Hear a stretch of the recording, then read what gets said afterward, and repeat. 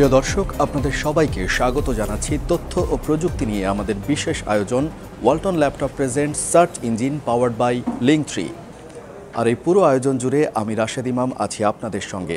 চলুন তাহলে দর্শক, শুরু করা যাক আমাদের আজকের অনুষ্ঠান Walton laptop present search engine powered by লিঙ্ক3।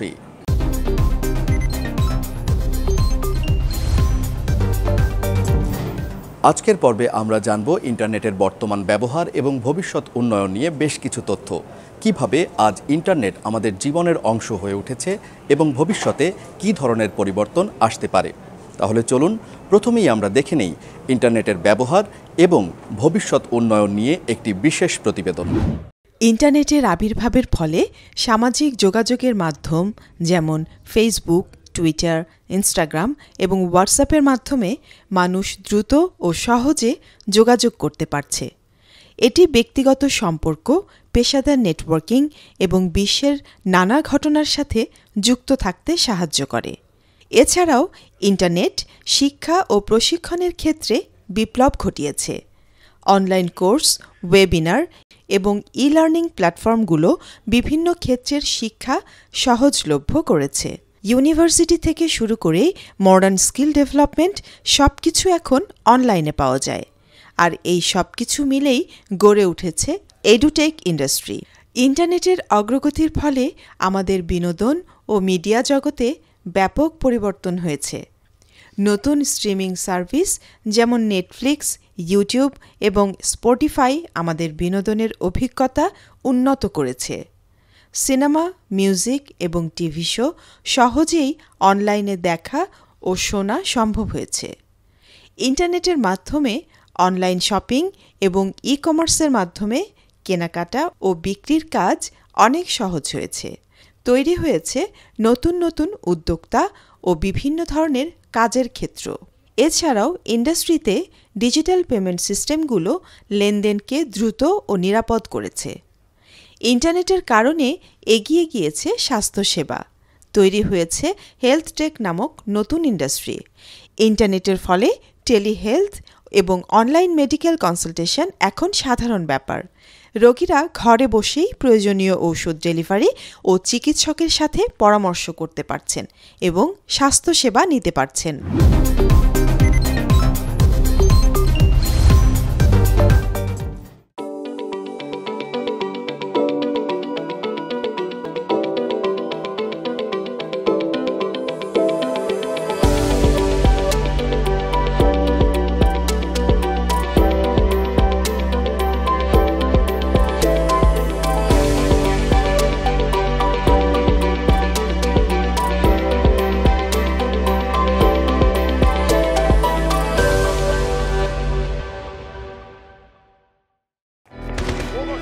Gaming Guru Arafat bro দিন রাত লাইভ স্ট্রিমিং করে আর গেম খেলে, মানে খেলার চেষ্টা করে, কিন্তু স্লো স্পিড ইন্টারনেট বাদ। নিয়ে আসুন লিঙ্ক3 1000 টাকা বা তার বেশি দামের সুপারফাস্ট ইন্টারনেট প্যাকেজ। সাথে পেয়ে যাবেন নতুন হেডফোন। আর গেমিং তো থামবেই না।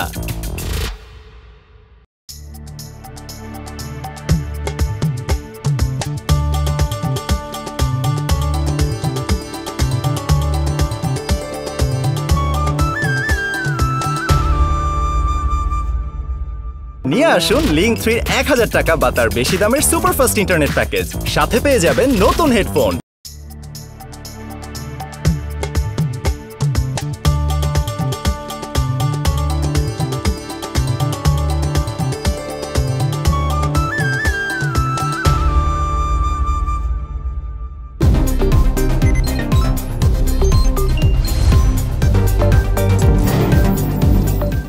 দর্শক, দেখলেন তো আমাদের জীবনযাত্রার বিভিন্ন দিকে ইন্টারনেট কিভাবে প্রভাবিত করে।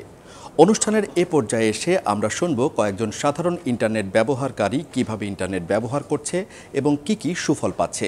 চলুন তাহলে শুনে আসি তাদের মুখ থেকেই। মূলত আমি একজন ফ্রিল্যান্সার। আমার কাজের জন্য, আমি যেহেতু একজন ফ্রিল্যান্সার, ফ্রিল্যান্সিং কাজের জন্য আমার আপওয়ার্ক অ্যাকাউন্ট, ফাইবার অ্যাকাউন্ট, এগুলোতে কাজ করার জন্যই মূলত বর্তমানে আমরা ইন্টারনেট ইউজ করে থাকি। আজকে আমার যে জায়গাটা, এই জায়গাটা আসার পিছনে সবথেকে বড় ভূমিকা ইন্টারনেটের। আসলে ইন্টারনেট আছে বিধায় আমি ফাইবারের মতো একটা জায়গায় কাজ করতে পারতেছি, আমি সোশ্যাল মিডিয়া মার্কেটিং করতে পারতেছি। মূলত ইন্টারনেট না থাকলে এটা সম্ভব হতো না, আর ইন্টারনেট আছে বিধায় আজকে আমাদের একটা কর্মসংস্থান হয়েছে এবং আমরা কাজে নিজেকে এগিয়ে নিয়ে যাচ্ছি। আপনি ইন্টারনেট ছাড়া আগামীর ভবিষ্যৎ বা আগামীর বিশ্ব কখনোই চিন্তা করতে পারবেন না। আমি যখন জুমে বা গুগল মিটে আমার বিদেশি ক্লায়েন্টের সাথে কথা বলি, তাদের ইন্টারনেটের গতিটা অনেক ফাস্ট থাকে। মাঝে মাঝে দেখা যায় কি, আমরা যখন ইন্টারনেট ইউজ করি তখন ইন্টারনেটে স্লো আপ, এই সমস্যার কারণে আমাদের এই অনলাইন মিটিং এগুলোতে অনেকটাই প্রবলেম ফেস করতে হয়। আমি একজন ফ্রিল্যান্সার হিসেবে আমার দৃষ্টিকোণ থেকে দেখি, বাংলাদেশে ইন্টারনেটের স্পিড যত ফাস্ট হবে আমরা তত দ্রুত আমাদের কাজগুলো প্রোভাইড করতে পারবো। যেসব স্থানে আপনার লাইন দিয়ে ইন্টারনেট নিয়ে যাওয়া যায় না বা নেটওয়ার্কের প্রবলেম আছে, সেসব জায়গায় যদি স্যাটেলাইট থেকে ডাইরেক্টলি ইন্টারনেটের একটা ব্যবস্থা করে দেয়, তাহলে দেখা যায় নিরবিচ্ছিন্ন একটা ইন্টারনেট ব্যবস্থা আমরা পাবো।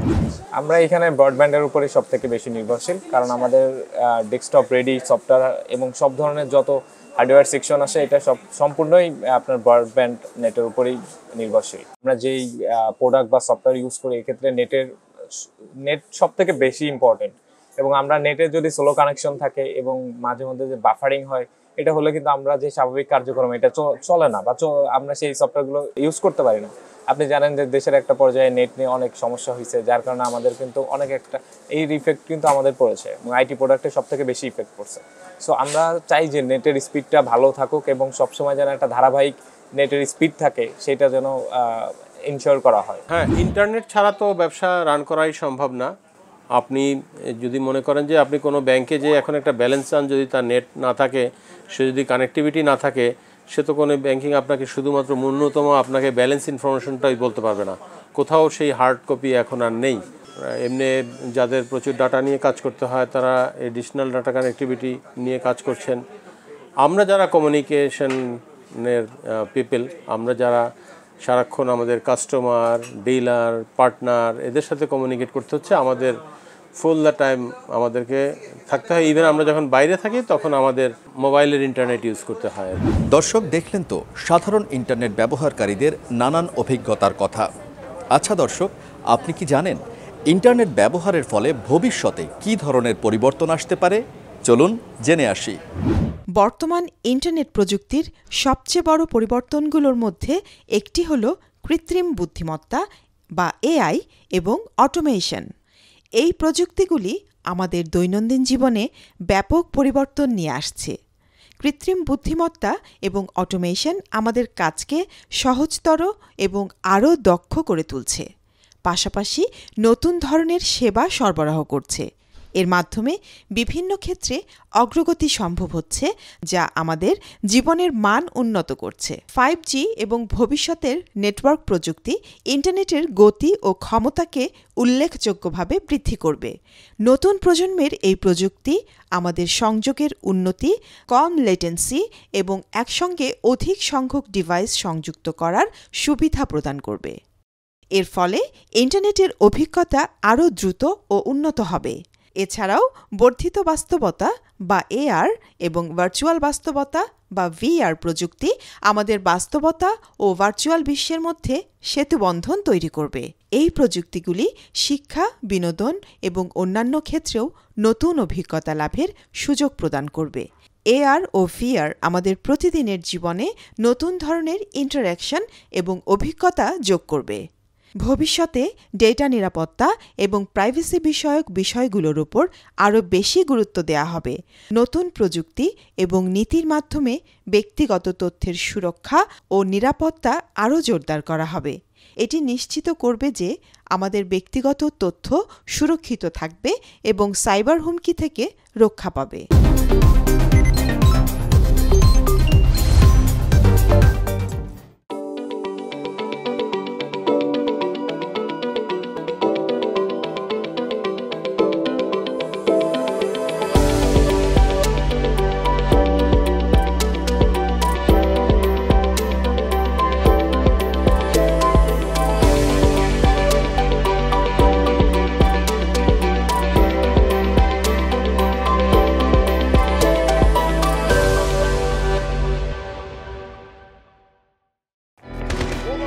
গেমিং গুরু আরাফাত ব্রো, দিন-রাত লাইভ স্ট্রিমিং করে আর গেম খেলে, মানে খেলার চেষ্টা করে কিন্তু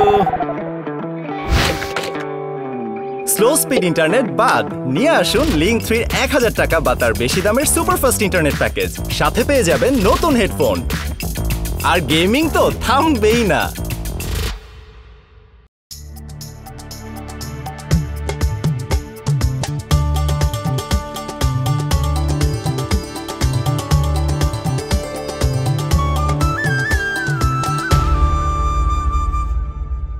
নিয়ে আসুন লিংক 3 1000 টাকা বা তার বেশি দামের সুপারফাস্ট ইন্টারনেট প্যাকেজ। সাথে পেয়ে যাবেন নতুন হেডফোন।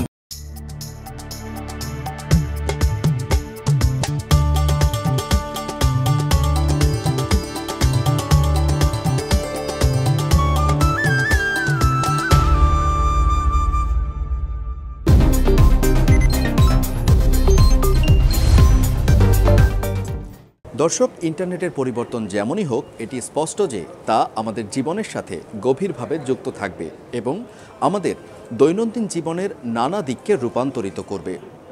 চলুন তাহলে এবারে দেখে আসি ইন্টারনেট সরবরাহের সাথে সংশ্লিষ্ট প্রতিষ্ঠান এবং সংগঠনগুলো কি ভূমিকা পালন করছে। বিশেষ করে আমাদের প্রায় 3000 আইএসপি অপারেটর যারা আমরা ব্রডব্যান্ড সেবা দিই, প্রতিটা অপারেটরই বাংলাদেশের গ্রাম থেকে আরম্ভ করে একেবারে প্রত্যন্ত অঞ্চল পর্যন্ত তার নেটওয়ার্ক নিয়ে যাওয়ার জন্য কাজ করে যাচ্ছে।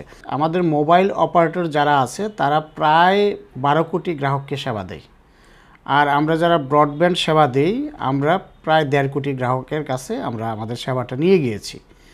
এই 1.5 কোটি গ্রাহককে আমরা প্রায় 60% ব্যান্ডউইথ, আমরা টোটাল আমার কনজামশন হলো 6000 জিবিপিএস ব্যান্ডউইথ।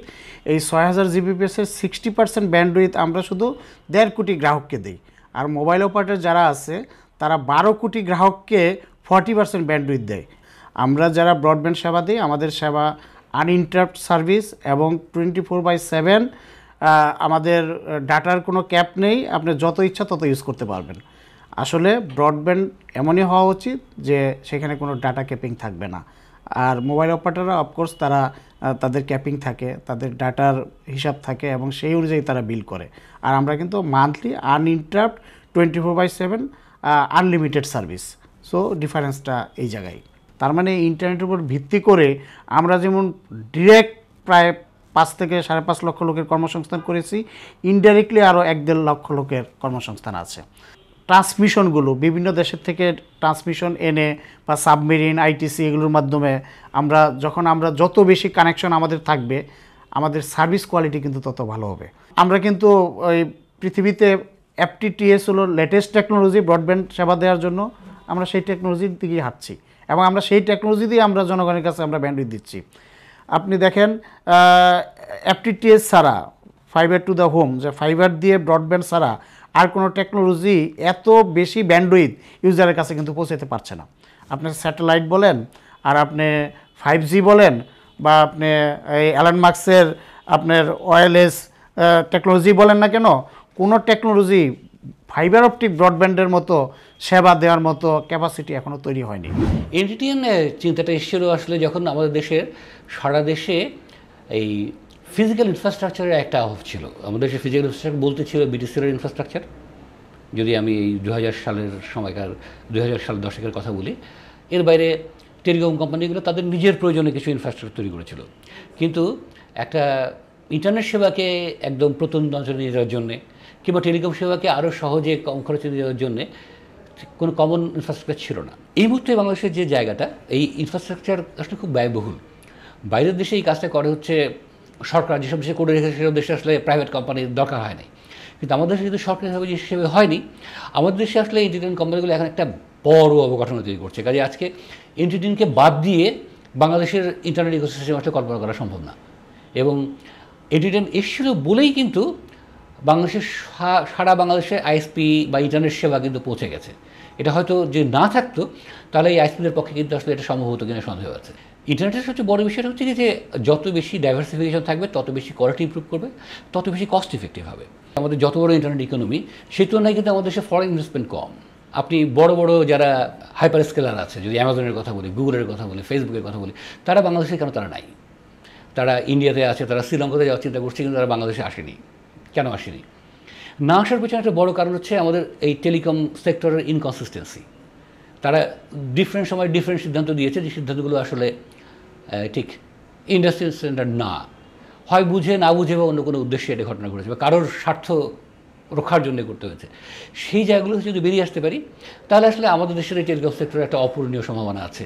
আপনি যদি ঢাকা থেকে দিল্লিতে রিচ করতে চান তাহলে পরে আইটিসির যে সময় যাবে সাবমেরিন কেবল গেলে তার চেয়ে অন্তত ডাবল সময় লাগবে আপনার, কারণ আপনি সমুদ্রে যে চেন্নাই দিয়ে যে আবার ঘুরে দিল্লিতে যাবেন।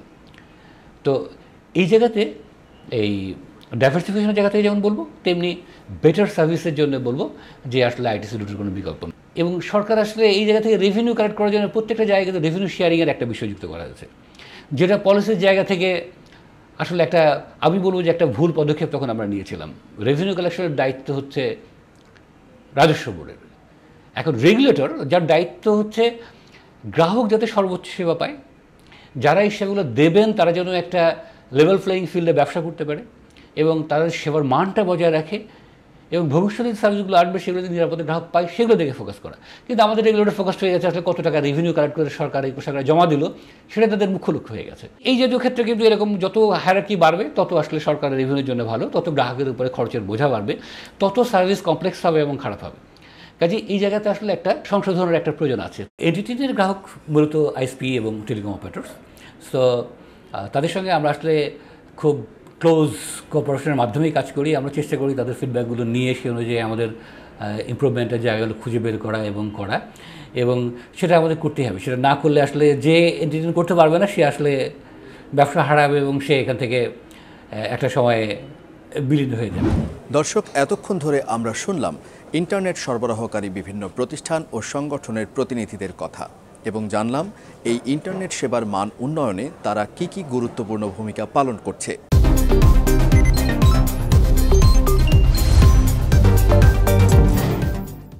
দর্শক, এ পর্বেও আপনাদের জন্য রয়েছে একটি দারুণ কুইজ। তার আগে চলুন আমরা ফিরে যাই গত পর্বের কুইজের ফলাফলে। আমাদের গত পর্বের কুইজের সঠিক উত্তর ছিল গ, মোবাইল ব্রডব্যান্ড। আর বিজয়ী হলেন জনাব মাসুদ হোসাইন। ওয়ালটন ল্যাপটপের সৌজন্যে আপনার কাঙ্ক্ষিত পুরস্কার শীঘ্রই পৌঁছে যাবে আপনার কাছে। আমাদের আজকের কুইজের প্রশ্ন হচ্ছে, ব্রডব্যান্ড ইন্টারনেটে কোন প্রযুক্তি সাধারণত ব্যবহার করা হয়? ক, ওয়াইফাই, খ, ডিজিটাল সাবস্ক্রাইবার লাইন বা ডিএসএল, গ, ফাইবার অপটিক এবং ঘ, স্যাটেলাইট। সঠিক উত্তরদাতাদের মধ্য থেকে লটারির মাধ্যমে নির্বাচিত একজন পাবেন ওয়ালটন ল্যাপটপের সৌজন্যে আকর্ষণীয় পুরস্কার। পুরস্কার বিজয়ীর নাম জানতে চোখ রাখুন আমাদের পরবর্তী পর্বে।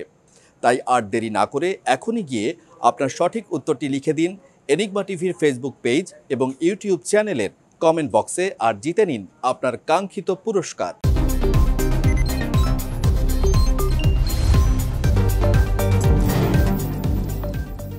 মনে করুন আপনার কাছে একটি ছবি রয়েছে, কিন্তু ছবির লোকটিকে কিংবা ছবির জায়গাটি কোথাকার, অথবা আপনি ছবির কোনো ডকুমেন্ট খুঁজতে চাচ্ছেন কিন্তু তা লিখে সার্চ করতে পারছেন না। এমন অবস্থায় আপনি কি করবেন? গুগল সার্চের মাধ্যমে আপনি আপনার এই ছবিটির সকল তথ্য পেয়ে যেতে পারেন কোনো ধরনের টেক্সট লেখা ছাড়াই। প্রথমে আপনাকে গুগলে যেতে হবে এবং ডান পাশে উপরের কর্নারে ইমেজ লেখা আছে, সেখানে ক্লিক করতে হবে। এরপর সার্চ আইকনের পাশে ইমেজ অপশন দেখতে পাবেন, সেটিতে ক্লিক করুন। নিচের দেখানো 1 নম্বরে আপনার সেই ছবিটি সার্চের জন্য আপলোড করতে পারবেন এবং দ্বিতীয় অপশনে সেই ছবি কোনো লিঙ্কের মাধ্যমে দিতে পারবেন। আমি একটি ছবি আপলোড করে নিলাম। নিচে দেখুন আমার ইমেজ সার্চের ফলাফল প্রকাশ পেয়েছে। দর্শক, Walton laptop presents search engine powered by লিঙ্কট্রির আজকের পর্বে আমরা জানার চেষ্টা করেছি আমাদের দৈনন্দিন জীবনের বিভিন্ন দিককে ইন্টারনেট কিভাবে প্রভাবিত করছে এবং ভবিষ্যতে কি পরিবর্তন আসতে পারে। আমরা প্রত্যাশা করছি এই আয়োজন ইন্টারনেটের বর্তমান এবং ভবিষ্যৎ সম্পর্কে আপনাদের একটি পরিপূর্ণ ধারণা দিয়েছে। আগামী পর্বে আমরা আপনাদের জন্য আরও গুরুত্বপূর্ণ বিষয় নিয়ে হাজির হব এই আয়োজনে।